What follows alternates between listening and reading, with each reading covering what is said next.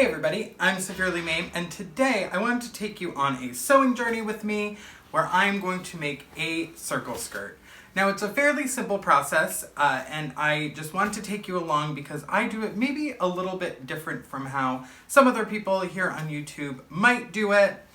I have this tiger stripe 40s cut suit that I made, and it has a and it has a pencil skirt that goes with it.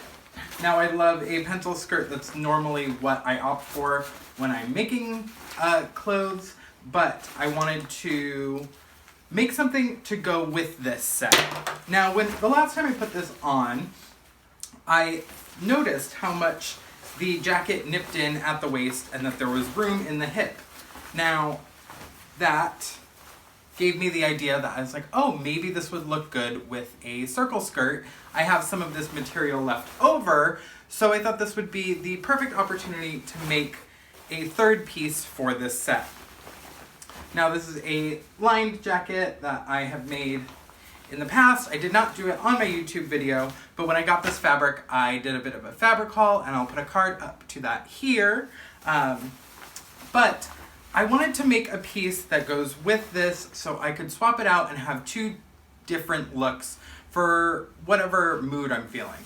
I don't usually wear full skirts these days, but I did think that with this jacket it would be really nice to have one. So then I got out the fabric, saw what I had left, and realized there was enough to make this skirt. When I cut out the skirt, I have to cut it in a way that's a little wasteful fabric-wise, because I have to maintain the direction of this pattern. Since all of these were cut with the pattern running up and down this way, I wanted the center of the skirt to be the same. I'll get into that more when I'm cutting it. But for now, let's just get into how I patterned it. Okay, so first things first, you're gonna have to do some math to get the radius that you need for your waist size. Now, I get that by dividing my waist size by 6.28, which is pi twice, and that should give you the number in inches that you need to measure out for your waist in a circle. Now here, you can see that I am putting a seam allowance right along the edge of the paper. I do a 5/8 as usual because I am a home sewer, and that's just what I'm used to. I made a right angle here just to start because I'm doing a 4-gore skirt, so I can match my pattern to have the center seam have the pattern going straight down the center, so it goes with the jacket. So here I've added seam allowance to both sides of this right angle, and now I am measuring out the 5.41 is what I got. So around a little less than 5.5 inches, I'm measuring out and then connecting it into a circle. Now I square it off in the seam allowance so it's a right angle, so everything seams up together correctly without having any weird shaping or gaps. And now I'm adding 5/8 of an inch to my waistline. So now my seam allowance is all put in for this pattern. Now next step, I grab my tape measure, and I know that I want a 28-inch skirt with 1 inch of seam allowance. So now you can see me doing some math of the 5.5-ish inches plus the 29 that I need. And I'm just angling this measuring tape from the center point and creating the right length all the way around.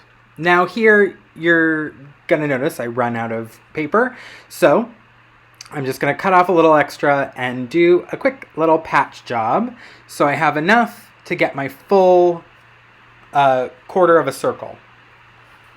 Now, I'm adding the seam allowance to both sides of this pattern because I'm cutting 4 pieces, but I could in the future just fold the seam allowance over if I wanted to put it on a folded edge, or if I had fabric wide enough to somehow do a full circle skirt, I could just, fold it down on 2 sides. This gives me a little more versatility in the pattern, make it a little more useful for the future. Here I am now tracing my outer circle. It's probably not 100% perfect, but I think that you can, even if you're not great at like drawing or things like that, this is a simple pattern to make.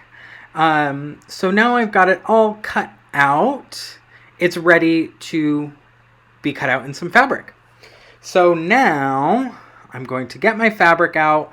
Now I work on the floor because, as many home sewers, I don't have a giant table to do my pattern and fabric cutting. Here I am placing one side along the selvage edge. That will be the center front or center back. It is where I would like the pattern to continue straight down to go with the jacket. I mentioned this in the intro that I wanted it to be straight there. So I couldn't just fold the fabric in half and cut 2 pieces. I have to cut 4 and cut them along this line. Here I'm pinking the hem edge instead of cutting it with straight scissors, but I'm using my straight scissors for the other edges because I will pink those after I sew them. Because I want to have a little more precision in my seam allowance, I'll just do it later after I have sewn up the edge. So I'm cutting out 4 of these panels. I'm only going to show you cutting out 2 because you don't need to see me cut out all 4. I think the 2 gets the gist of how I had to place the pattern pieces to get them to work.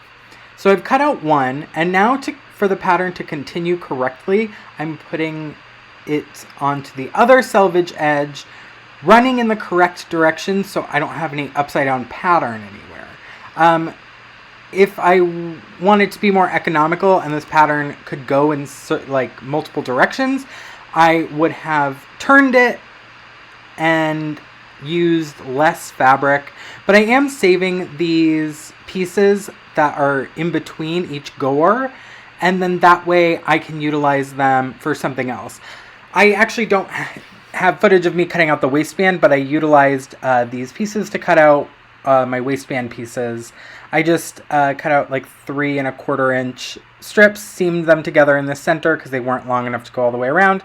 But because it's such a busy print, you don't notice it. I lined it up with the side seam when I was sewing it.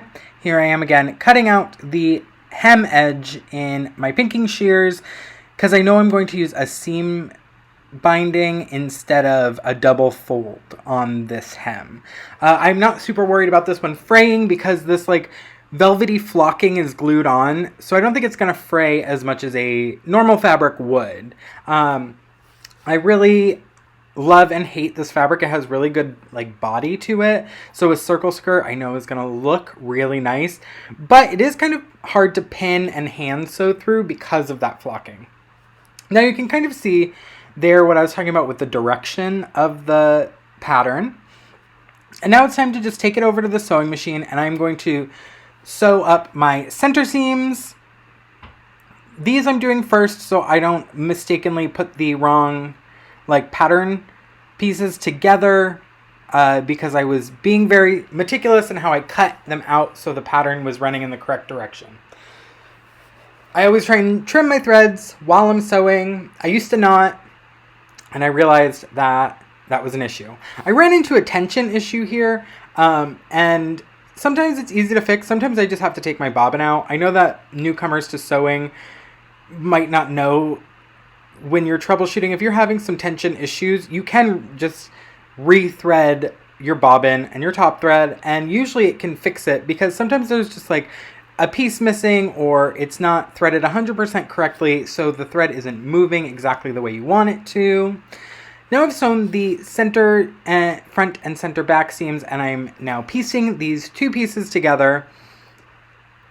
I pin everything before I sew it, and I try and not sew over pins. My machine is old and very heavy duty, so I can do it sometimes, but I try not to because it's a bad habit.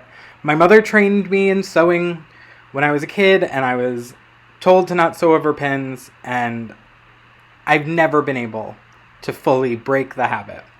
But here, with straight seams, it's a little easier. I measured out 9 inches from the top of this because I was going to put in a zipper there. I did put in a zipper there later. So I just measured 9 inches down and then pinned the rest of it, and I'm going to stitch that up. I just do a straight stitch around my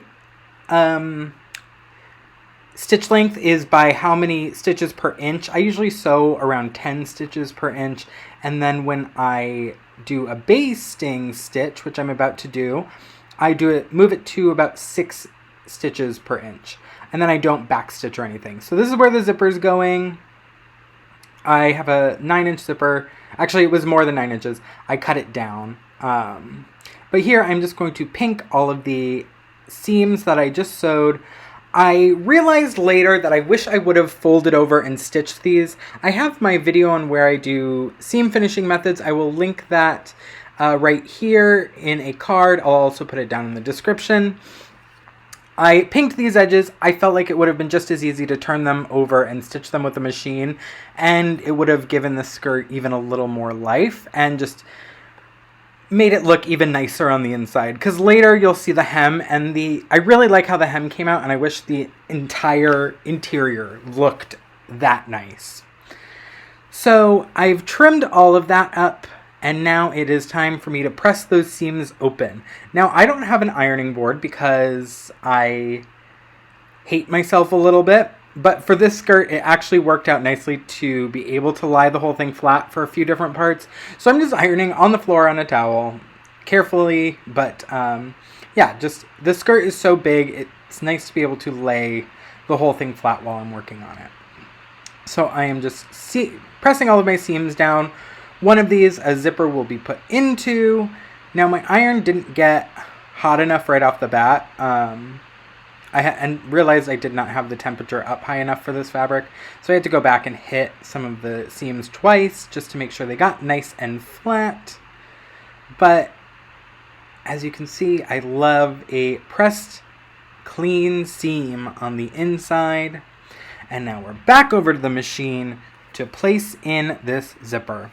Now, it's a invisible zipper. I haven't sewn an invisible zipper maybe since I was in high school because I don't like them. I find that they get caught on like seams and things like that much easier. So I just sew normal flat zippers for the most part. But this is all I had. I have a huge backstock of black zippers, but they are not in my current sewing stash. They are in my old house because some of my sewing supplies are still there.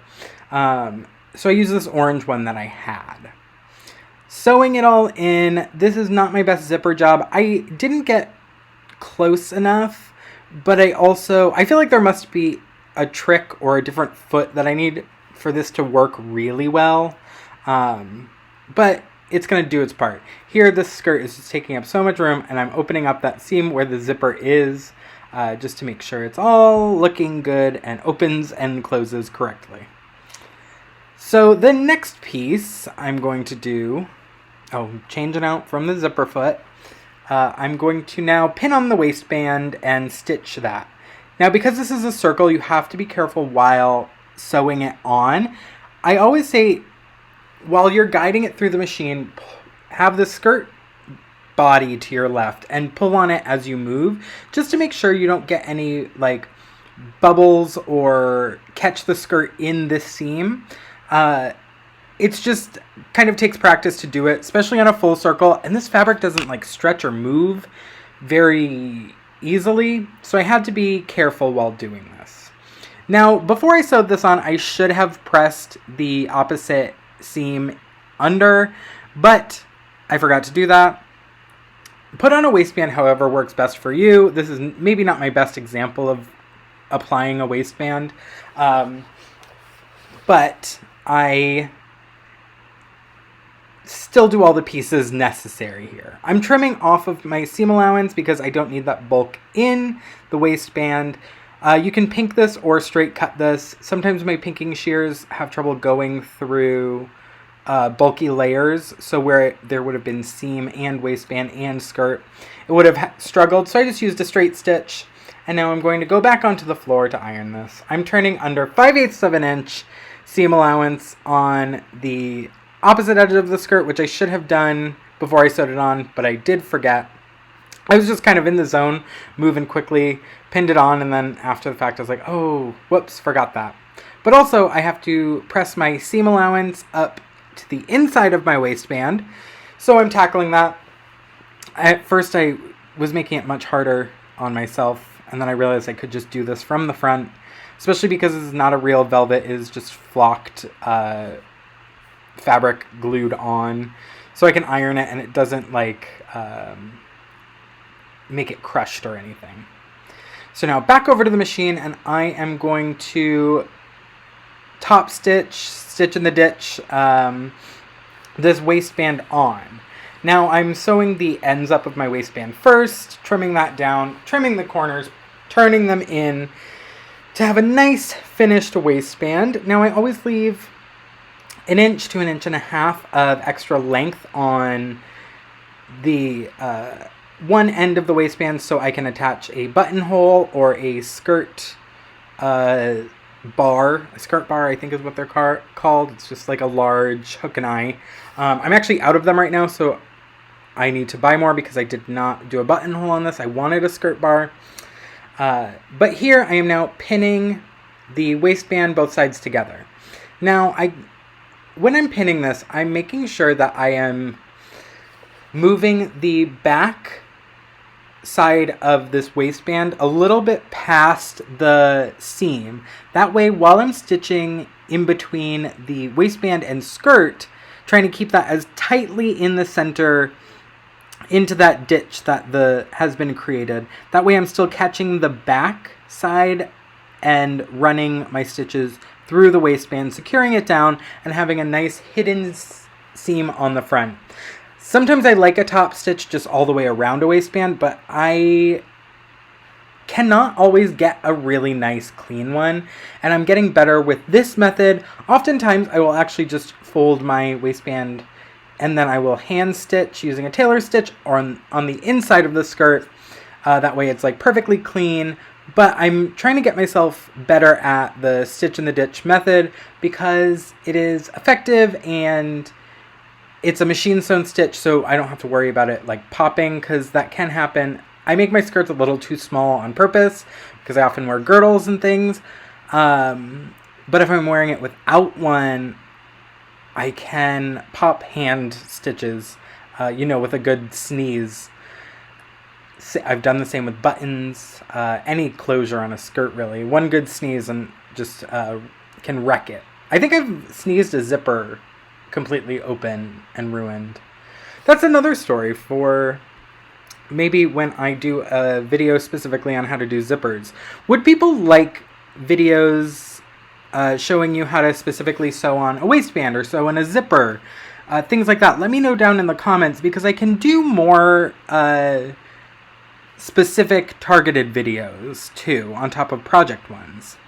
So here I am going to put on my hem tape. This is a rayon hem tape called Hug Snug, I think. I'll flip over the little thing in a moment.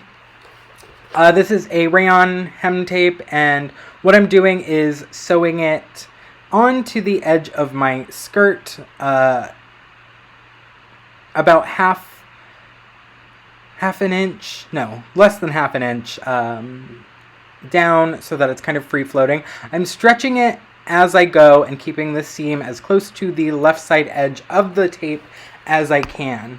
Now, I ran into a weird knot in the middle of my roll for some reason, which annoyed me, but I kept going. I just cut it out and then overlapped the pieces. It wasn't a big deal. It was just a nuisance because a circle skirt is a lot of hem to deal with. So I'm just running this hem tape through, and like I said, I'm kind of stretching it as I go, doing between 1/4 inch to 1/2 inch from the pinked edge. So there is hem tape hanging over and covering the unfinished edge.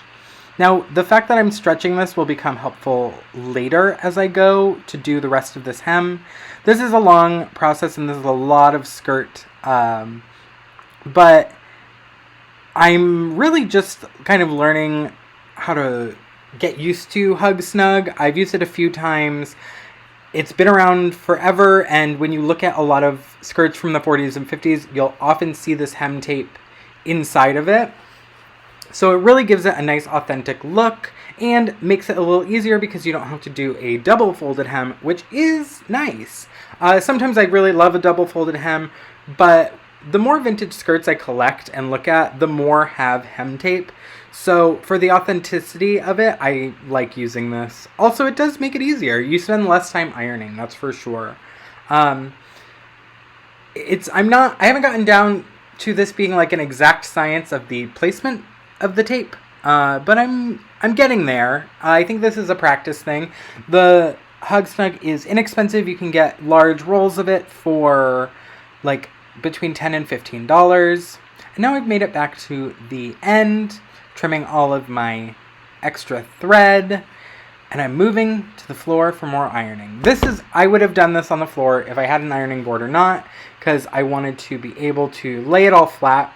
I really like my circle skirts to be able to lay completely flat when they're finished, which is why I don't add like extra inches to my waist size when I'm and then just have my like pattern include seam allowance. I add my seam allowance after so that it's like a nice perfectly flat circle.